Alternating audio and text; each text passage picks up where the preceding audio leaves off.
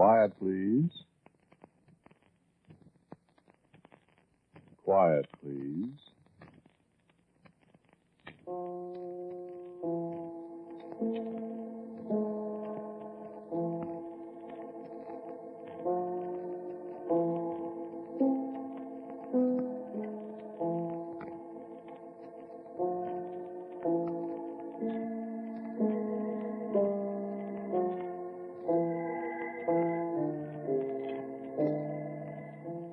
The American Broadcasting Company presents Quiet, Please, which is written and directed by Willis Cooper and which features Ernest Chappell. Quiet, Please for tonight is called Pavane.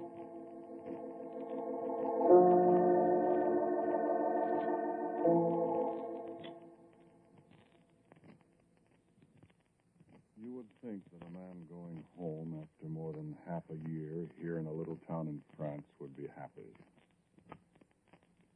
I came over here in November on one of those post-war jobs. I've been here in Vignecourt ever since. The house here was built in 1341, and the old cemetery out near the abandoned airfield can tell you how many generations of Rocheforts have lived and died here. It was, of course, the oddest kind of coincidence that I, Andrew Pierre Etienne Rochefort, whose family had been American since the days of Lafayette, should return to his ancestral home. I am the first Rochefort who has stepped inside this house since the First World War, when Colonel Paul Marie Rochefort died at Chemin des Dames. Madame Simone, who owns the house now, has been a most satisfactory doyenne to me and to Ahmed Ali ibn Musa, my Algerian assistant. Even if she does have difficulty comprehending my French, and I hers. I have succeeded in having the ancient piano tuned. There's an American cook here in town who was a piano tuner in civilian life. And Ahmed Ali and I have spent some pleasant evenings, alternately at the piano and in long and complicated discussions of Christian and Mohammedan theology. Ahmed shares with me an inordinate admiration for the works of Ravel, and in particular the one called Pavane pour une enfant défunte, Pavane for a dead princess. You remember?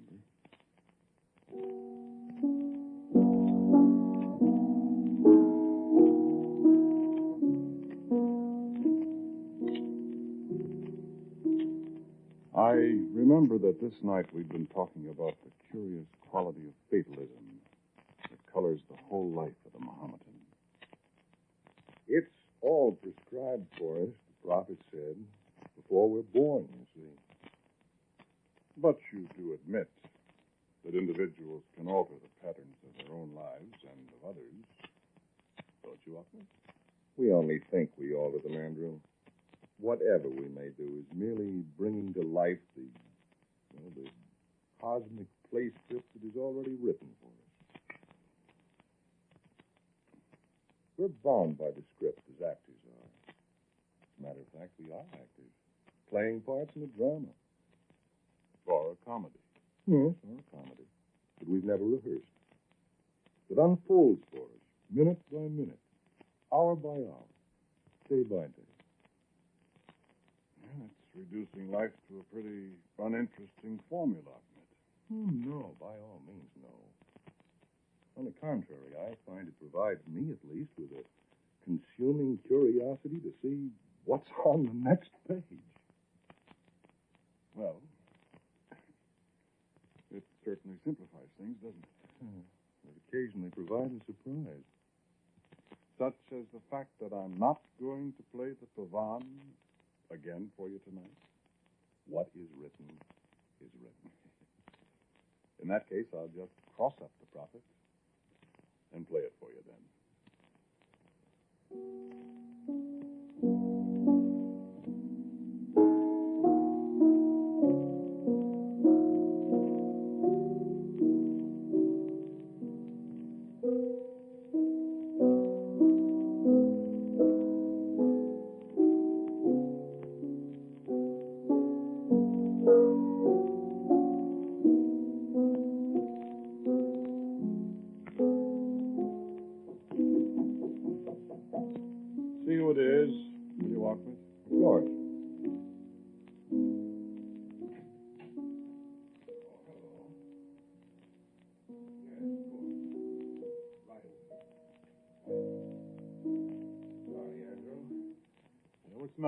It seems the old gentleman is in some kind of trouble and needs me again.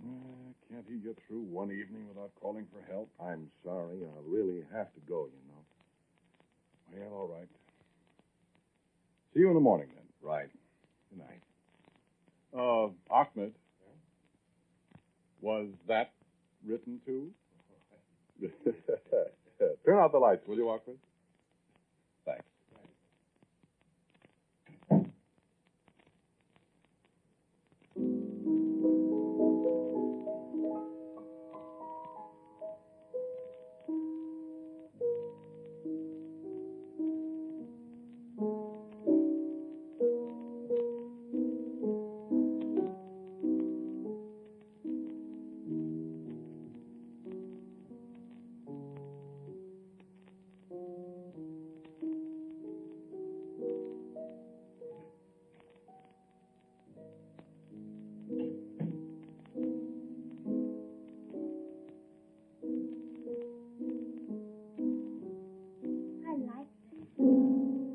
Who's that? Who are you? Moi? Je suis la princess. What? I am the princess. Now, wait a minute. I'm sorry. I heard you playing my song, and I wanted to see you. You play very nicely. Well, thank you. Where are you? I can't see you. I'm right here. I can see you. I'll turn on the light. Oh, no. What? Well, why not? Well, if you turn on the light, I'd have to go away. Go away? Go home, you mean? It isn't exactly home. It's where I'm staying. Did you run away from your mother? No. I don't have any mother. Oh. Could you play some more, please? Why? What would you like to hear? My song, please. The one I was playing?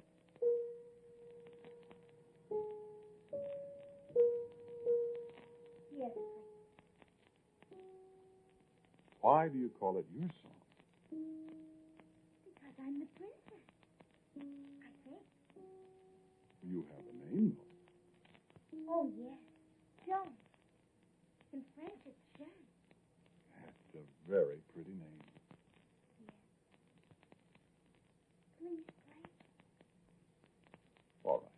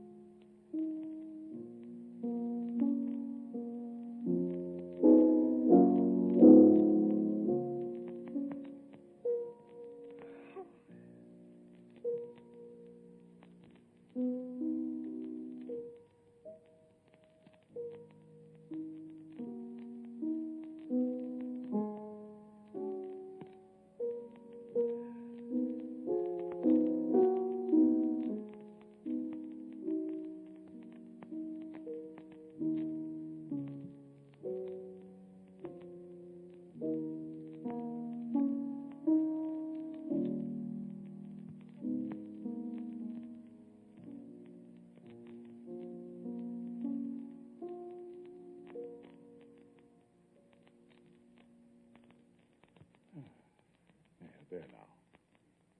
Oh, it was beautiful. Well, thank you. I must go now. Wouldn't you like a chocolate bar to take with you? I don't know what that is. It's nice to eat. No, thank you. Well, maybe your folks would like it. I don't have any folks. Me? Oh, yes. I have a wife. You don't have a little girl? No. Not yet. I could be a little girl if you wanted me to. You could. Maybe you wouldn't want me to. Well, I don't know, Joan. I haven't seen you yet. Well, someday you can see me. If you really want to. I'd like to very much.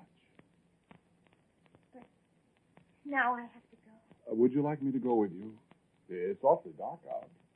And it's late. Oh, no. I'm not afraid of the dark.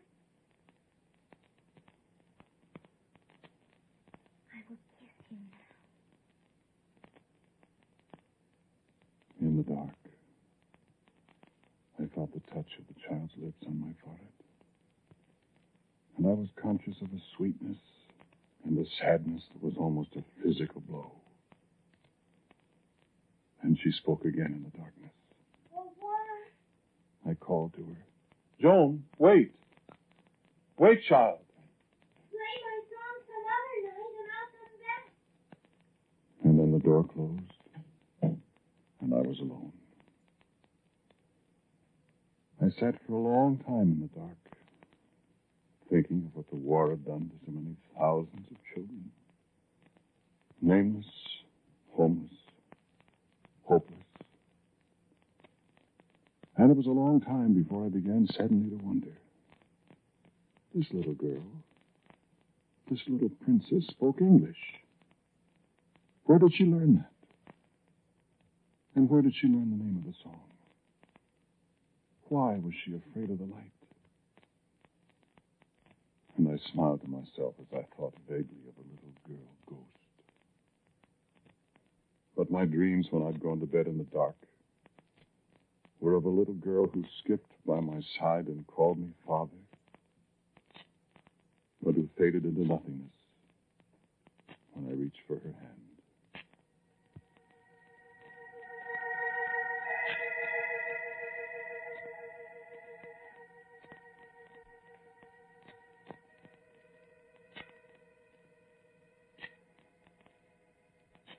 I questioned Ahmed about her. He knew nearly all the unhappy, skinny children of Vineyard Court. None of that description, Andrew. I'm sure I remember. I asked Miss Lewis, the Quaker girl at the little hospital. No. I'm certain I've never seen a child that answers to that. You say her name is Joan? Joan. That's right. I've never seen her. Well, new children appear almost every day. I'll watch for her,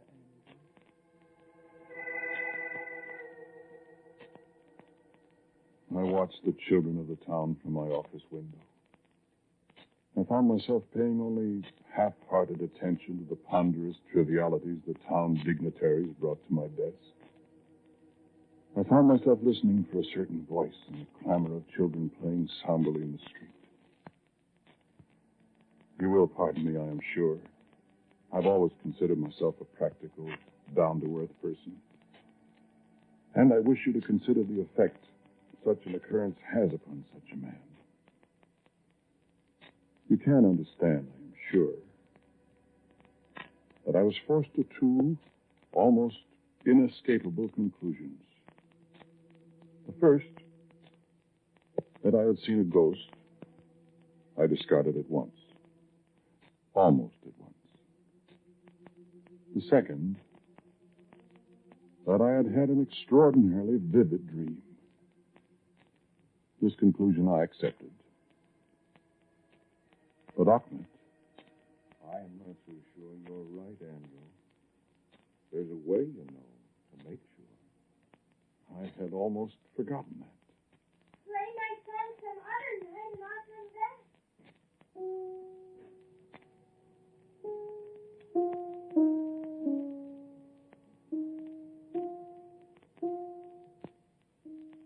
It wasn't merely curiosity. Something about this sweet, childish voice had aroused sentiments in me that I didn't know I possessed. Margaret and I have been married 7 years. We had resigned ourselves to the fact that we should probably always be childless. But Joan, the homeless, fatherless, motherless waif who had come to me in the darkness, might she not be the child Margaret and I wished we could have? I determined to try to bring her back. Yes, I admit I felt foolish as I sat down in the dark at the piano. And I placed my flashlight beside the keyboard. I was to regret that. It was very dark and very quiet as I began.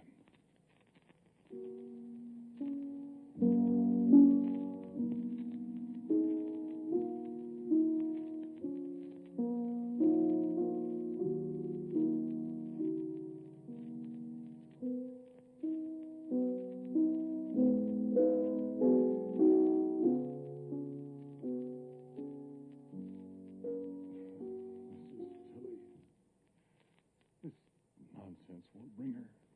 Oh, but I'm here. Joan, It was so beautiful. where did you come from? I just came in. Where have you been all this time, child? Out there. I've been looking everywhere for you. But you didn't play my song. I was afraid it wouldn't bring you. Did you really want? I wanted you very much. I'm very glad. I was afraid nobody would want me. Joan, where do you live? Well, I'm not sure. Well, what do you mean by that? I'm just not sure. I don't remember very well. Well, Joan, haven't you any parents? Parents? No. Are they? Well, they're not dead. They're just not. I don't understand you, dear.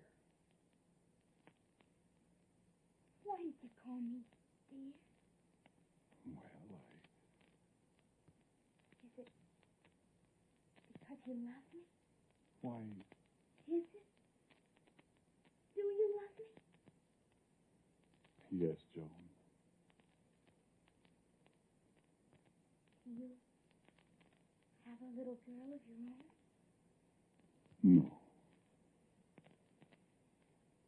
I wish I could be your little girl. Well, perhaps you could. I could call you Mother. Why, yes. And I would have a mama, too. Oh, yes. I would like it.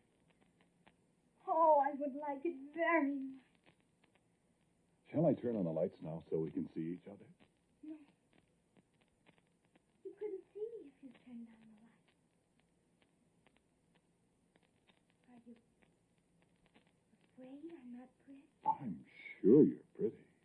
I don't know.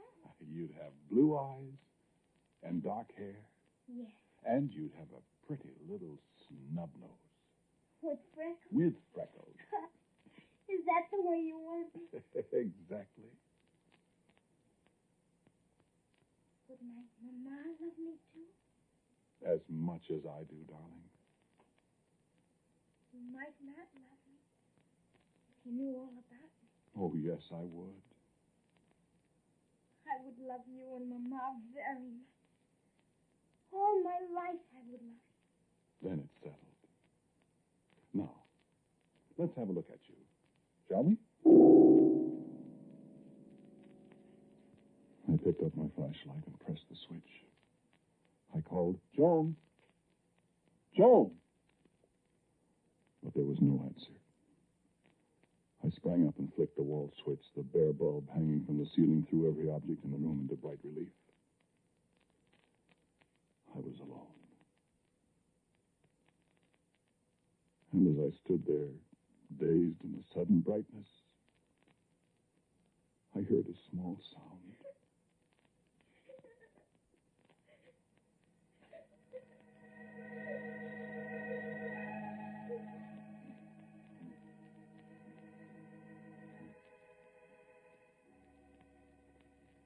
I need not tell you of the bitterness in my heart when I realized what I had done. I need not tell you of the agony that sent me racing into the night outside, calling frantically for the child.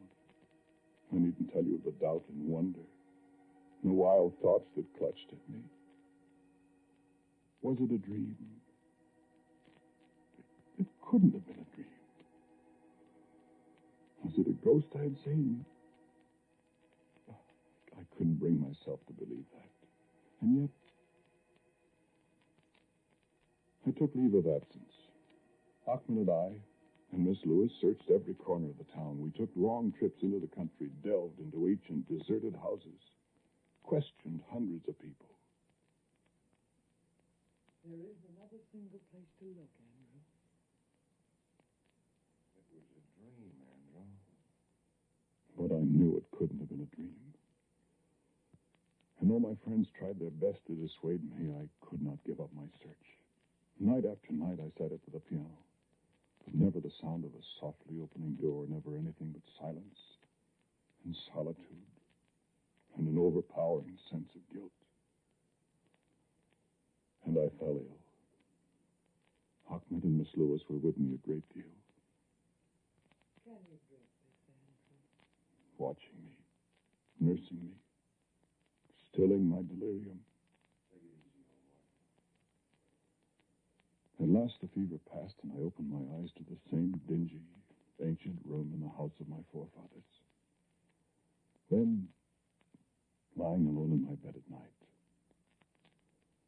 I came to the final, inescapable conclusion.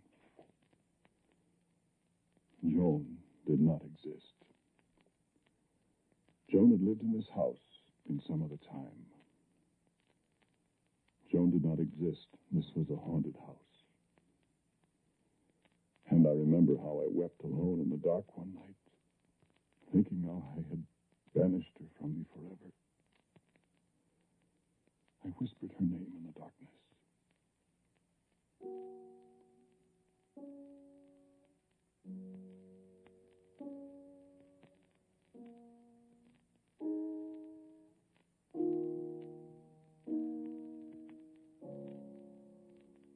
I am alone in this room.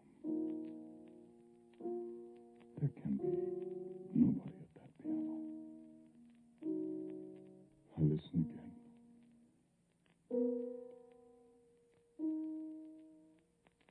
That's the song. It sounds as if a child is playing it. Joan. I had to come back. Joan, I was afraid you didn't want me, really. you did come back. Do you want me? I don't know how we can do without you, darling. I know. I heard you crying in the night. I did cry, Joan. I know. I cried, too. You know what I thought? You know why I cried? Yes. You thought I was a ghost. But you're not. No. Father. And you are going to be our little girl.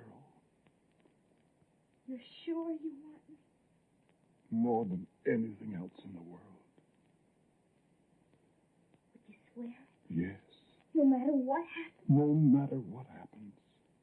And you'll always love me? Always. And you won't mind if you can't see me for a little while? Whatever you say, Joan, I can't lose you again. And if I'm different when you see me?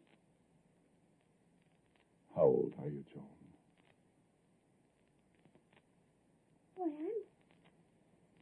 I'm not old at all. understand you. Of course you're not old. No, I don't mean that. My darling, I don't understand. Well, you see, you have to take me the way I am. If you really want me. Of course. You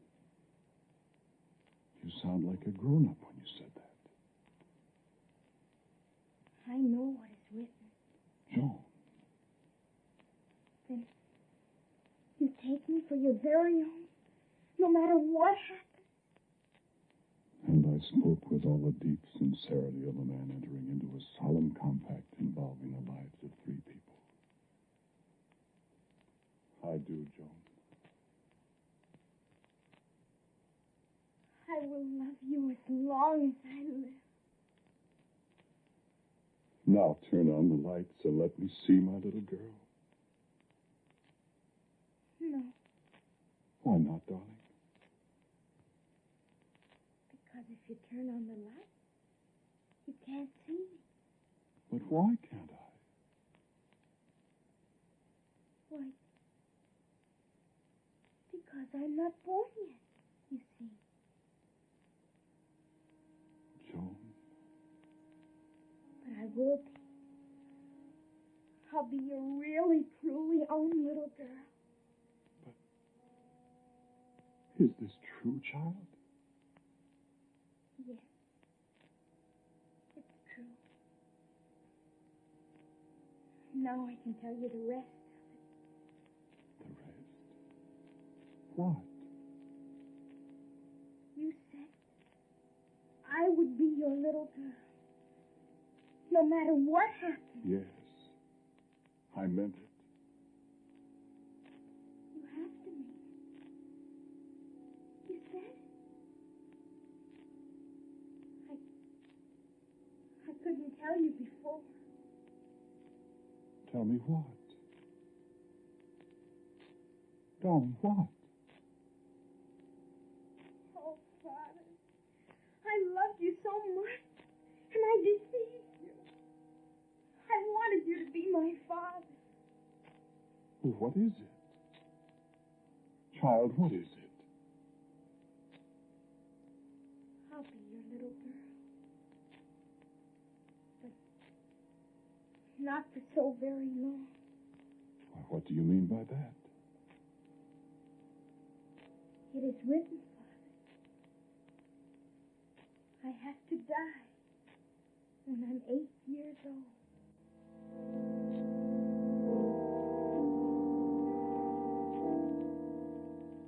And it was the next morning that Ahmed brought me the cablegram from Margaret.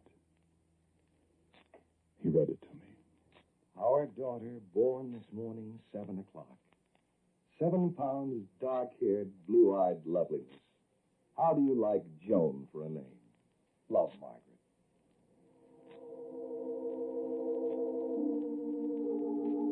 You would think that a man going home after 8 months in a little town in France would be a happy man. Going home to see a newborn daughter. You'd think so, wouldn't you?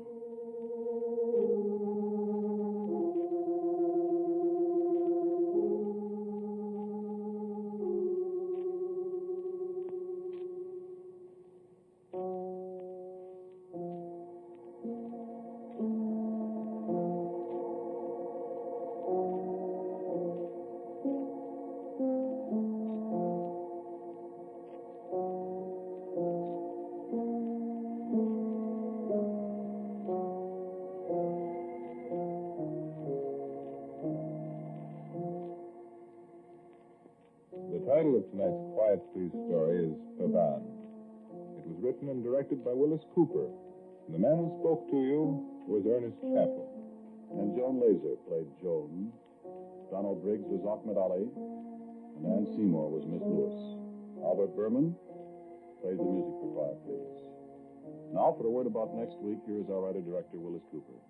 Next week, after more than 2 years, this series of Quiet Please comes to an end. And for our show next week, number 107, I'm giving you a play based on the title of the series, Quiet Please. And so until next week at the same time, I'm quietly yours, Ernest Chappell. This is ABC, the American Broadcasting Company.